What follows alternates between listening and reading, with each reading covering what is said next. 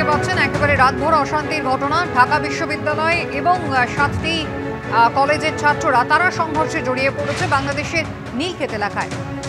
আবির দত্ত আমাদের প্রতিনিধি রয়েছেন আমাদের সঙ্গে। অর্থাৎ আবির, যে ঘটনাকে কেন্দ্র করে বাংলাদেশে অশান্তি সূত্রপাত, সেই ছাত্র আন্দোলন, সেই ছাত্রদের মধ্যে সংঘর্ষ, কোটা সিস্টেম তুলে দিতে হবে, সেই দাবি এখনো পর্যন্ত একই রয়েছে। অর্থাৎ পরিস্থিতির কিন্তু কোনো পরিবর্তন হয়নি একেবারেই। এবং যে দাবিগুলোকে সামনে রেখেই বারবার করে হাসিনা সরকারের বিরুদ্ধে দেখা গিয়েছে সরব হতে ছাত্র সমাজের একটা বড় অংশকে, সেই দাবিগুলোর বেশ কিছু কিন্তু এখনো পর্যন্ত যে ছাত্রদের সমস্যার মধ্যে ফেলেছে, সেটাই গতকাল রাত্রিবেলার এই যে উত্তেজনার পরিস্থিতি তা কিন্তু আরো বেশি করে প্রকট করছে।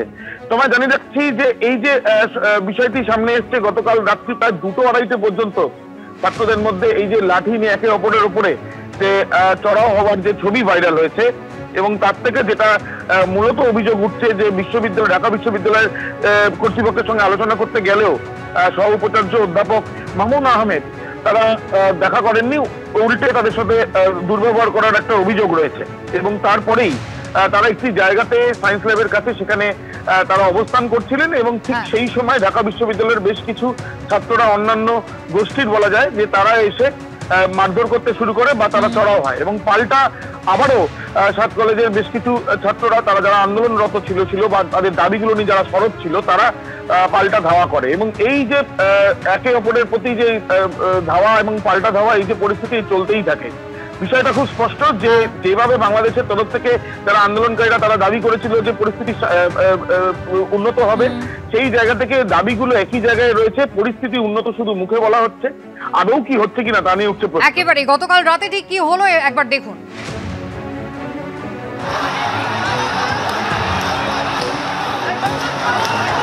আবারও বাংলাদেশে ছাত্রদের মধ্যে কিন্তু নিজেদের মধ্যেই দেখা যাচ্ছে যে গন্ডগোল, এবং ভাইরাল ভিডিওতে দেখা যাচ্ছে লাঠি হাতে কিভাবে একে অপরের বিরুদ্ধে চড়াও হয়েছে তারা।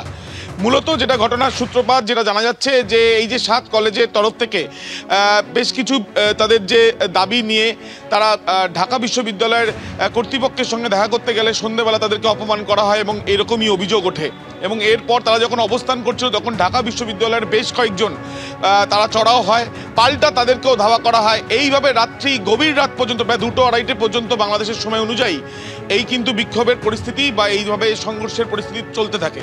প্রশ্নটা হচ্ছে যে এই যে অভ্যুত্থানের কথা বারবার বাংলাদেশের তরফ থেকে বলা হয় বা বাংলাদেশের বর্তমান অন্তর্বর্তী সরকার এবং যারা ছাত্ররা যারা এই আন্দোলন চালিয়েছিল তাদের তরফ থেকে বলা হয়, তারপর থেকে স্বাভাবিক, সুস্থ এবং স্বাধীন পরিবেশ, স্বাধীন পড়াশোনা পাঠ্যক্রমের বা পঠন পাঠনের পরিবেশ তৈরি হবে বলে তাদের তরফ থেকে দাবি। কিন্তু তারপরেও দেখা যাচ্ছে যে বিভিন্ন দাবি নিয়ে অসন্তোষ অব্যাহত, বিভিন্ন দাবি নিয়ে তাদের মধ্যে কিন্তু একটা মেরুকরণের জায়গা তৈরি হয়েছে, এবং নিজেদের মধ্যে সংঘর্ষে কিভাবে লিপ্ত। রাতের অন্ধকারে ফের ঢাকায় ঠিক হাসিনা সরকারের বিরুদ্ধে যেভাবে দেখা গিয়েছিল যে সরব হতে প্রচুর মানুষকে, ঠিক একইভাবে দেখা যাচ্ছে যে আবারও বিভিন্ন শিক্ষাঙ্গন, বিশেষ করে এই কলেজ বা বিশ্ববিদ্যালয়ের যে প্রেমিসেস সেখানে এইভাবেই কিন্তু উত্তেজনার পরিস্থিতি তৈরি হয়েছে। ধন্যবাদ আবির।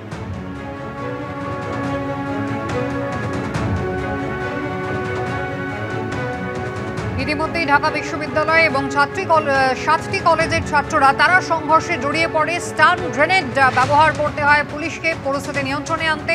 সংঘর্ষে বহু ছাত্র জখম হয়েছেন।